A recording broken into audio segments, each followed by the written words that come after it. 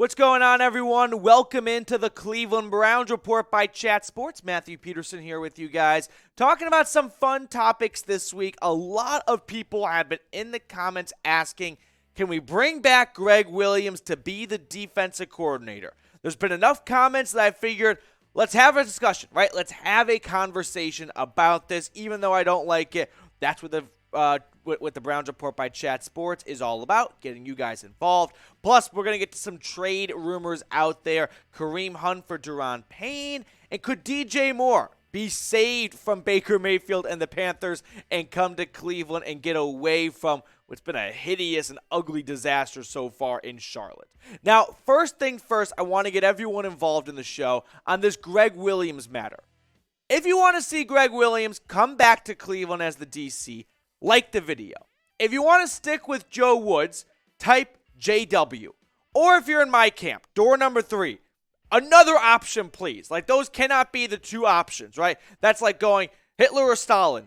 Could we do a third option? Because I don't like either of those two. So that's please in the comments section below. Let me know where you stand on good old Gregg Williams, Dr. Heat. All right, so like I said, a good contingent of Browns fans have been asking for Gregg Williams to return. Of course, he was the defensive coordinator from 2017 to 2018. He replaced the fraud, Hugh Jackson, who was fired in 2018. Then he went 5-3 as the Browns interim head coach before Freddie Kitchens came into town and Gregg Williams went to the Jets, and, well, the rest is history. Now, I do want to look at some stats really quickly, just on the surface, comparing Gregg Williams' defense in Cleveland and the Jets to Joe Woods' time with the Browns here.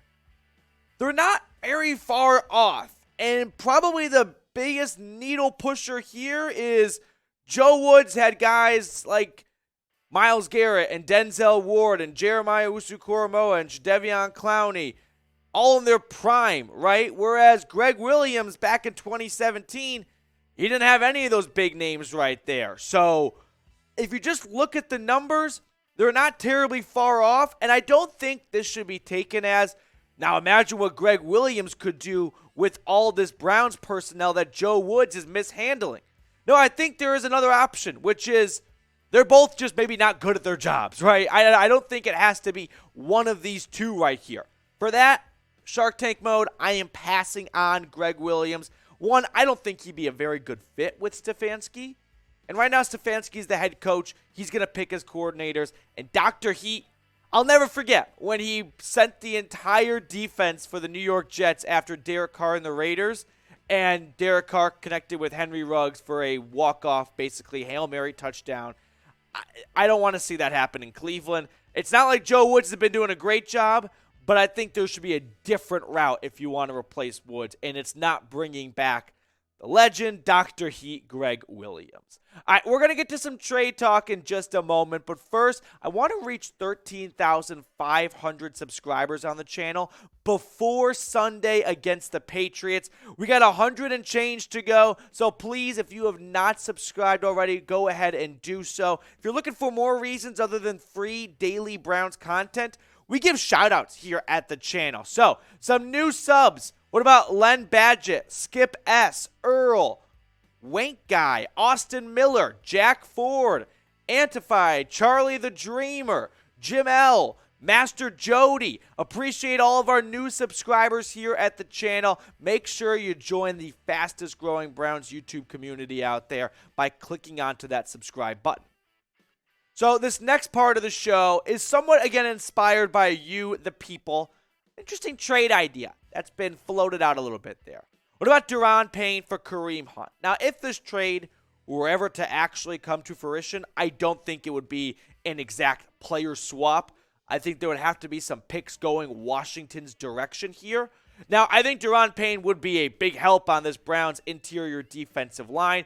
If you just go by Pro Football Focus, he is leaps and bounds ahead of already the number one defensive tackle for the Browns, Taven Bryan, who isn't really doing much for me. Ranking 87 out of 122. I mean, Payne, Bryant, and then a rotation of Winfrey, Elliott, and Togiai is absolutely a step up. There's no doubt about that here. The question you run into is Is it so big of a step up, right? Is it such a vastly big improvement that it's worth giving up Kareem Hunt? That is where you lose me here. Payne this year for Washington, former first-round pick out of Alabama. By the way, Vols by 90 this Saturday. But 4 tackles for loss, 2.5 sacks on the year. The Commanders have been rumored to be interested in maybe moving on from Daron Payne. They did not pick up that 5th-year option, if memory serves me correct, so I could maybe see it happening. Again, I understand the idea of the Browns have a plethora of running backs. They have a shortage of defensive tackles. Why don't they move Kareem Hunt across? You have Dearness Johnson in the wings. When Jerome Ford returns from his ankle injury, that's still going to be a very serviceable running back room, and you get a major improvement at a spot where you are desperately lacking. The Browns have been gashed for nearly 500 yards on the ground in just the last 2 weeks alone. Last week against the Chargers, who, by the way, ranked 32nd in the NFL in rushing coming into that game. And the week before that against the Falcons, who were down to their 2nd and 3rd string running back, a Mormon from BYU, Tyler Algier, and then Caleb fucking Huntley. But at the end of the day, I don't know why I made this a Crusader war. Sorry, Tyler Algier. I don't even know if you're Mormon. But at the end of the day, I am passing on swapping Kareem Hunt for Daron Payne. Gun to my head, I say no, sir. I don't want to move on from Kareem Hunt. I think he is too instrumental to this offense right now.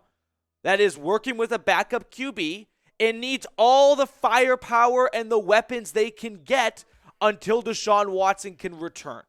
So for that reason, I'm sticking with 27. I'm the CEO, the president, the vice president of Keep Kareem Hunt in Cleveland.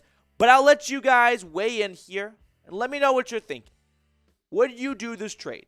Type Y for yes or type N for no. Let me know in the comments. Kind of just a feel, right? Just getting a pulse of what you guys have to say about moving on from Kareem Hunt for Daron Payne.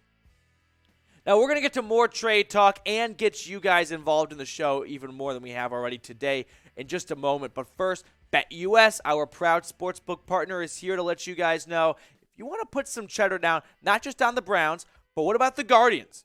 Guardians-Yankees, 7:37 Eastern tonight. If you want to get a bet in on, say, even the Guardians to win the series or just take game one, make your picks at chatsports.com/bet. Use promo code Browns125, and you'll get a 125% deposit bonus. All right, final kind of trade rumor of the show today is, what about DJ Moore? He is begging to be saved from Carolina right now because he's going through the Baker Mayfield experience. I'm guessing he is in an emotional support group with OBJ and other Browns receivers that just fell off a cliff when Baker was their QB and their fantasy numbers and all that good stuff plunged here. Now, the Panthers might be in fire sale mode after canning Matt Rule. There have been rumors that they are open to moving on from Christian McCaffrey. And DJ Moore, if you have him on your fantasy team, he's been underwhelming this year, and a lot of that comes back to number 6. Now, the big number I'm looking at right now are these numbers right here, his contract. The NFL has learned to accept more dead money. Talk to the Eagles with Carson Wentz or the Falcons with Julio Jones and Matt Ryan. But DJ Moore, if he were to be traded right now, would accumulate about $20 million in dead cap. That's a lot of dead cap from a player you don't want to move on from, right? That's kind of 2 reasons why the Panthers wouldn't want to trade DJ Moore. 1, they don't want to trade good players in their prime. 2, they don't want to do it when their savings is $1 million and their dead cap is $20 million. Now, I don't see the Panthers pulling a trigger on a trade for DJ Moore, whether it's to the Browns, and we'll look at this in just a moment, who could use some help at wide receiver. But we can say this definitively, Moore is definitely looking to get an upgrade at QB. Baker, ankle injury, P.J. Walker, it's not going to be pretty for him this year. But why Cleveland, right? Why are we talking about DJ Moore? Outside of Amari Cooper and DPJ for every other game, there's a huge drop-off at wide receiver. If something were to happen, knock on wood, to Cooper or Donovan Peoples-Jones, I have zero faith, and I mean zero, in David Bell and Anthony Schwartz leading this wide receiver room. That would be a horrible disaster. And so that could be a reason where Andrew Berry is sitting in his office going, I've already made one trade so far, bringing on Deion Jones. I am one snap away from my wide receiver room being 32nd by a mile in the NFL if something were to happen to Coop or DPJ. I don't think the solution is let's go trade for DJ Moore, who's going to be bringing on some money, and we're just doing this as an insurance policy. Like, that's not why you trade for a guy like DJ Moore. You trade for a guy like DJ Moore because you need a new wide receiver one, not as a safety valve in case you lose wide receiver one. All right, before we let you guys go, comment of the day comes from a longtime commenter here at the channel, Joshua Miller, saying we need a Casey Hayward or Vince Wilfork type defensive tackle plugging up the middle of the line. I get there's no one available with that kind of talent currently, but just someone in that mold, a big space and block eater in the middle to help free up others to make plays. Josh, I could not agree more with you. This Browns defensive line is doing so much bad that the linebackers have no room to work with. You can blame Jacob Phillips and Taki for being underwhelming, and you're not completely wrong there. But the defensive line, the way they're just getting manhandled and pushed off the ball is making their jobs nearly impossible. And that's where you need, dare I say, someone like an Ndamukong Suh who can sit right in the middle of the defensive line and just eat up a center and a guard and allow a linebacker to get into the backfield and make a play. All right, one last kind of, I wouldn't say question, but maybe a request. If you're pulling for the Guardians against the Yanks, spam FNYY down in the comments section. You want the Guardians to continue this, I wouldn't say miracle run, but definitely a surprising run for how young and, I mean, just the salary difference between the Yankees and the Guardians. It's pretty incredible where Cleveland is right now. So let's get some F the Yanks going in the comment section to wrap up today's show.